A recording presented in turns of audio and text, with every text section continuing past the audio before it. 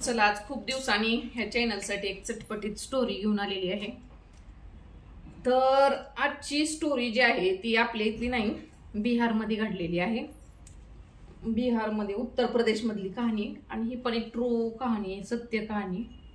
तर ह्यातल्या स्टोरीचे जे पात्र आहेत, पात्र आहे रीमा आणि रवी।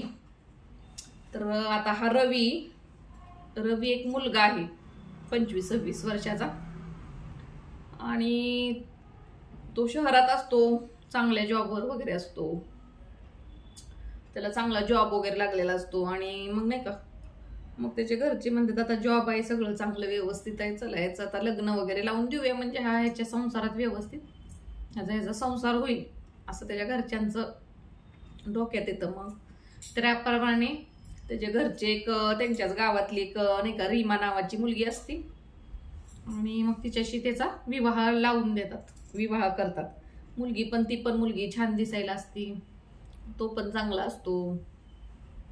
आणि मग सुरुवातीला मग नाही का सगळं व्यवस्थित चाललेलं असतं आणि मग नंतर आता ह्याला नोकरी असते ना, जॉब असतो आणि चांगले पैसे वगैरे कमवत असतो।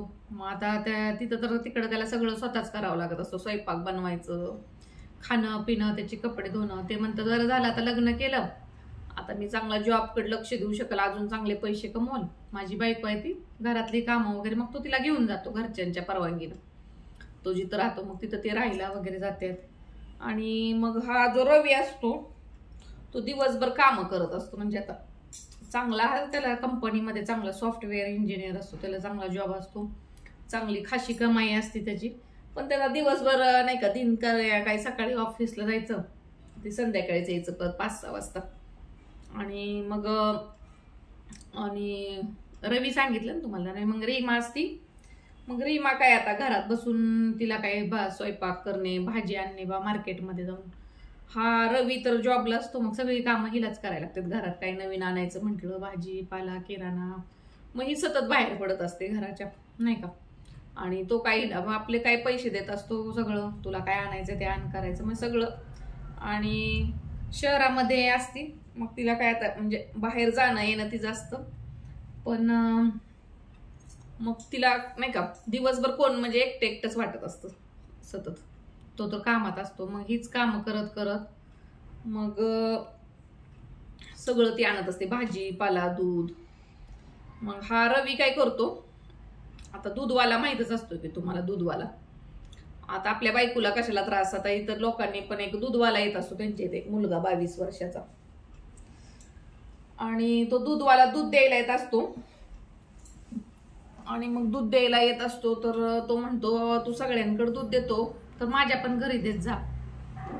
22 वर्षाचाच असतो तो, पण दिसायला सुंदर गोरा छान असतो। आणि मग तो म्हणतो ठीक आहे, त्याला काय होतं। पण मग तो दूधवाला दूध द्यायला चालू करतो, 2-3 दिवस तर आपलं दूध घेणं देणं चालू राहतं। मग नंतर काय होतं, जी ह्याची बायको असती रवीची, त्या दूधवाल्या बरोबर नाही का नुसत्या गप्पा मारतच राहते, सारखी खूप बडबड करत असते आणि खूप बडबड करत असते। मग त्याला त्या दूधवाल्याला वाटतं ही बाई आपल्याकडं सारखी बडबड करते, आणि म्हणजे नाही का त्यांचे फोन नंबर एक्सचेंज होते, एकमेकांशी बोलणं सारखं तास 2-2 तास। ही तर मोकळीच असती, नवरा हिचा नसतो, दिवसभर जॉबमध्ये असतो आणि त्याला कामात नाही। मग हिला काय आपलं त्या दूधवाल्या संग बोलत मग ह्या दूधवाल्याबरोबर तिचं लफडं चालू होतं। हा कामाला गेलं की नाही का मग त्यांचं चालूच असायचं। आणि मग ह्या दूधवाल्या शेजारचे वगैरे लोक पण ओरडतात, कारण तो तिकडं गेलं की तिकडच बोंबलत बसत असतो त्या बाईपाशी, आणि तिकडं गेल्यामुळे मग बाकीच्यांना उशीर व्हायचा। मग तो काय करतो, त्याला कळतं की ही बाई आपल्या संग बडबडन, हिला काय करमत नाही, मग ही काय करतो सगळ्यात शेवटी तिच्याकडे दूध द्यायला जात असतो। मग हा रोज यांच्या घरी त्याचं दिन करण्याचा म्हणजे यांच्या चालू होती बातचीत, त्यांचं ते तिचं नाही का त्या पोरावर प्रेम होतं, तो पण दिसायला सुंदर असतो, 22 वर्षाचा असतो। आणि मग लफडं अफेअर चालू होतं, आपलं दूध घ्यायचं, कुणाला काय आता शहरामध्ये कोण बघते, दूध घ्यायचं, ते चहा प्यायचा, आणि त्यांचे सगळे असे शारीरिक संबंध वगैरे चालू होतात। आणि मग हे रोजच चालू राहतं, नवरा कामाला जाणे, रोज तेच। आणि मग असंच नाही का, आता आजूबाजूला काही असे असतेच की लोक म्हातारी कोतारी एक म्हातारा असतो आणि तो तिच्या नवऱ्याला सांगतो की काय तुझ्या बायकोचं सध्या जे चांगलं चाललंय ते आम्हाला तर व्यवस्थित दिसत नाही, कारण तुझ्या घरात तो दूधवाला काय करतोय तो तिथं तुझ्या घरातच पडलेला असतो सारखं, असं तुझ्याच घरात तू गेलं की तू ते दोघंच बसलेले असते, असं तसं कान भरतो. आणि मग आता तो पण नाही का जरा हे करतो, बायकोचं जरा नाही का लक्ष देतो. मग तो रवी पण, तो रोशन असतो, दूधवाल्याचं नाव रोशन असतं. मग तो काय करतो प्लॅन, असं त्याच्या बायकोला म्हणतो आता मी चाललोय म्हणतोय जरा माझं कंपनीचं काम आहे आणि मला एक 8 दिवस तिकडेच राहावं लागणार आहे. 8 दिवस तर मी घरी येणार नाही. मग तुला जायचं असलं तर तुझ्या गावाला वगैरे जाऊ शकते म्हणते तो, माहेरी वगैरे. तर ती म्हणती मी एकटी राहू शकते, मी एकटीच राहणार म्हणते, मला काय माहेरी जायची गरज नाही. मग तो म्हणते ठीक आहे, कारण तो तर त्याचा प्लॅनच असते, हिला कुठं माहित असतो. आणि मग तो बॅग भरतो, त्याला चहा वगैरे करून देतील. मग तो जात नाही तिथंच, म्हणजे नाही का लपून बसलेला असतो. आणि मग ही लगेच फोन लावते आणि त्या दूधवाल्याला म्हणते आता माझा तर नवरा गेलाय, जाणार आहे का कुठं कंपनी जॉबला, तर तो गेलाय तोपर्यंत तू राहा माझ्या बरोबर. मग नवरा नसणार, मग आता ह्याला काय राहा म्हणते, तर ह्या आपण म्हणतो ठीक आहे. मग तो सगळे कामं बिमं करून रात्री जातो तिच्या घरी. आणि मग रात्री जातो आणि मग ती बोलवते त्याला. मग हे सगळं तो नाही का तिचा नवरा पण बरोबर येतो. मग हा आला की मग ह्यांचं काय चाललेले असते शारीरिक वगैरे कार्यक्रम वगैरे, आणि सगळं त्याला खिडकीतनं दिसतं, नग्न अवस्थेत त्याची ती पत्नी वगैरे. आणि मग त्याचं डोकंच फिरतं. आणि ही आपली म्हणजे नाही का आपल्या बरोबर असं कसं काय करू शकते, आपण हिला एवढं नाही का लग्न केलं, चांगलं करून आणलं, सगळं घरात व्यवस्थित आहे, आपण रोज नाही का पती म्हणून आहे हिच्या बरोबर, तरी पण हिला बाहेरचा मर्द लागतंय म्हणल्यावर मग त्याला राग येतो. मग तो दरवाजा वाजवतो आणि डायरेक्ट येतो आणि त्याचा जाब वगैरे विचारतो. आणि काय असं मग तिला शिव्या वगैरे घालतो, भांडणं होते त्यांची. मग त्याच्या पत्नीला तो रागवतो, नाही का असं का केलं वगैरे, राग काढतो. आणि मग नंतर दुसऱ्या दिवशी तिथल्या तिथं ते मिटतं. तो माणूस रोशन आहे तो दूधवाला पळून जातो. मग रोशन जो असतो तो पळून जातो. रोशन पळून जातो.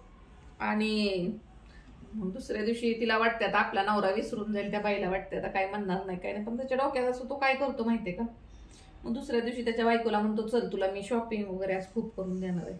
मग खूप शॉपिंग वगैरे करतो तो तिला, त्या पत्नीला.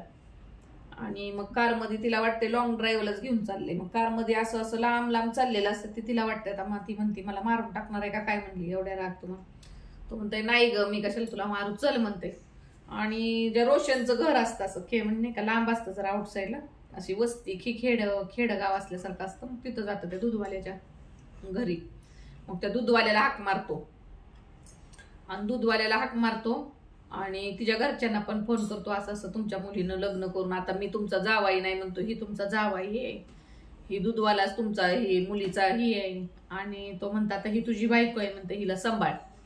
आणि तिथंच तिला सोडून जातो. मग तिने बाई रडती वगैरे, तिला नाही का मग पण पर्याय नसते ना, आता तिनं पण चूक केलेली असते. त्याच्यामुळे तिला तो चांगला नवरा नोकरीवाला सोडून दूधवाल्याबरोबरच राहावं लागतं. मग दूधवाला पण करतो एक्सेप्ट, त्याला पण मग दुसरा पर्याय नसतो, तो दूधवाल्यापाशीच सोडून जातो. तर अशी स्टोरी आहे. तर तुम्हाला काय वाटतं आता ह्यात चूक कुणाची आहे, त्या रीमाची चूक आहे का, रोशनची चूक आहे का, त्या बाईच्या नवऱ्याची चूक आहे? सगळं असताना बी असं चांगलं असताना त्या बाईला सुचलं असं करायला. आता त्याला आपण काय करणार सांगा बरं, कमेंट करा कशी वाटली story. Bye bye, see you.